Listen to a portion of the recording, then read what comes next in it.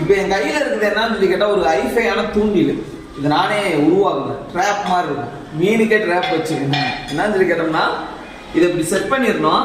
Set பண்ணிட்டு இதை வந்து இங்கே இழுத்து வச்சிடணும். இழுத்து வச்சிருந்தேன் மீன் வந்து இங்கே இழுத்துக்கிட்டுருவோம். இதை வந்து பயன் பண்ணி இங்கே வச்சுருக்கேன். வச்சுட்டு அந்த மீன் இழுத்தாலும் இங்கிட்ட இழுத்துக்கிட்டு இருக்கோம். அது டப்புன்னு பின்னாடி அடிக்கும். வந்து ஸ்ப்ரிங் இல்லை, அதனால மிஸ் ஆகுது. இதே ஒரு மெக்கானிக்ஸ். இதில் ஒரு பிரின்சிபல் இருக்கும். என்னன்னா ஆர்கமினிசோட லிவர் பிரின்சிபல். அந்த பிரின்சிபல் இங்கே வந்து ஆகும். என்னன்னா மெக்கானிக்கல் அட்வான்டேஜ். மெக்கானிக்கல் அட்வான்டேஜ்னா ஒரு சின்ன ஒரு விஷயம் நம்ம செஞ்சால் போதும், அது மல்டிபிளிகேஷன் பயங்கரமாக இருக்கும். அது நம்ம சப்போர்ட் பண்ணணும். ஏதோ ஒரு வகையில் கிராவிடேஷன் ஃபோர்ஸோ ஏதோ ஒன்று சப்போர்ட் பண்ணணும்.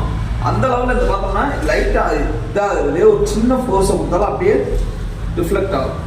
இதுவே இங்கே இருக்க ஆக்ட்.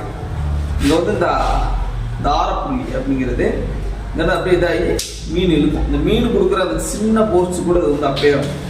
இதை நான் ஏன் பயன்படுத்துறதுன்னா இப்போ வந்து அந்த மெடிடேஷன் ஒன்று கிடச்சுன்னா ஒன்றும் நம்ம இழந்துருவோம். அது மாதிரி தான் இந்த தூண்டியில் பிடிக்கிறது ஒரு மிகப்பெரிய இது என்னன்னு சொல்லணும்னா பேஷன்ஸ், ஒரு பொறுமை வந்து கிடைக்கும். இந்த தூண்டி போடுறப்ப கொள்ளாமல் நம்ம உட்காந்துருக்கப்ப அது ஒரு டைப் ஆஃப் மெடிடேஷன். அது வந்து இதை பயன்படுத்துகிறப்ப மிஸ் ஆகுது. நம்ம வந்து ட்ராப்பை செட் பண்ணி வச்சுட்டு போயிடுவோம். அப்புறம் மீன் வந்து கடிச்சு இழுத்துக்கிட்டு இருக்கும், பெரிய மீன்.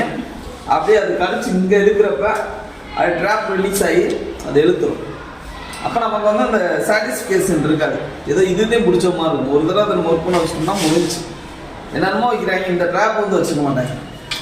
நம்மளே கண்டுபிடிச்சது தேவைப்பட்டா யூஸ் பண்ணுவோம்.